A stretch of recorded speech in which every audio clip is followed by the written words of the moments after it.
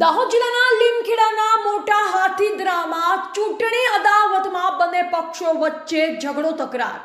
લીમખેડા તાલુકાના મોટા હાથીદરા ગામે રાત્રિના સમયે સામાવાળા માથાભારે શખ્સોએ ઘરમાં ઘૂસી ઘરમાં તોડફોડ અને પથ્થરમારો ચલાવ્યો, જેમાં પથ્થરમારા દરમિયાન મહિલાને માથાના ભાગે ઈજા પહોંચી અને પરિવારને જાનથી મારી નાખવાની ધમકી આપી, જેમાં પોતાના જીવ બચાવવા તમામ ઘરના સદસ્યો ઘટના સ્થળેથી ભાગી છૂટ્યા હતા, જેમાં અરજ લીમખેડા પોલીસ સ્ટેશનમાં પહોંચી સામાવાળા વિરોધ નોંધાવી ફરિયાદ, જેમાં અરજદાર પોલીસ સ્ટેશન ખાતે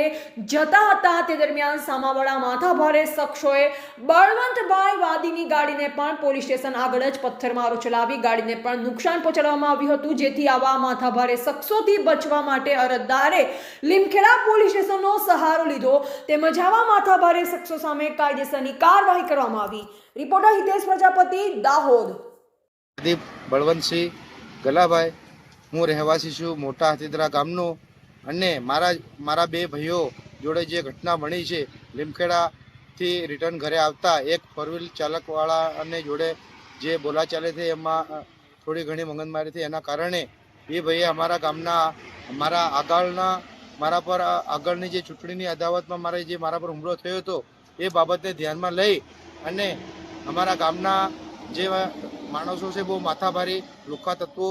એ લોકો દ્વારા મારા ઘરમાં ઘૂસીને તોડફોડ કરવામાં આવ્યું છે અને બહેરાઓ છોકરાઓને છેડખાની કરવામાં આવી છે અને મારા ઘરની આગળ આવીને હવામાં બે ફાયરિંગના રાઉન્ડ પણ કરવામાં આવ્યા છે બંદૂકના,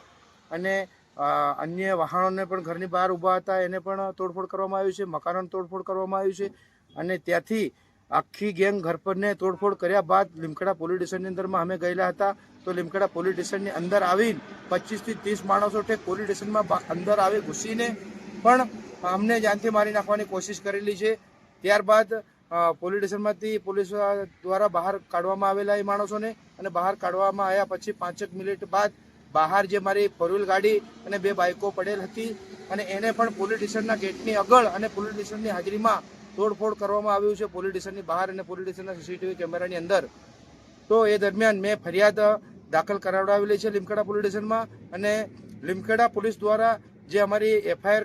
લેવામાં આવેલી છે, અને જે ડીવાયએસપી સાહેબ અને એસઓજીના PI સાહેબ દ્વારા અમને પોલીસ પ્રોટેક્શન આપવામાં આવેલી છે ઘરે, અને હાલમાં આ મામલો બહુ ગંભીર છે અને આની યોગ્ય તપાસ થવા જોઈએ અને એમના ઉપર કાયદેસરની કાર્યવાહી થવા જોઈએ એવી અમારી માંગ છે. અને અમારા જીવને પોલીસ પ્રોટેક્શન તો અમને મળ્યું છે, પણ આ લોકો ગમે ત્યારે અમને મારકૂટ કરી નાખે ને જીવલેણ હુમલો કરીને માર નાખે એવી અમને શંકા છે સાહેબ. આટલી મારી રજૂઆત છે. તો પોલીસ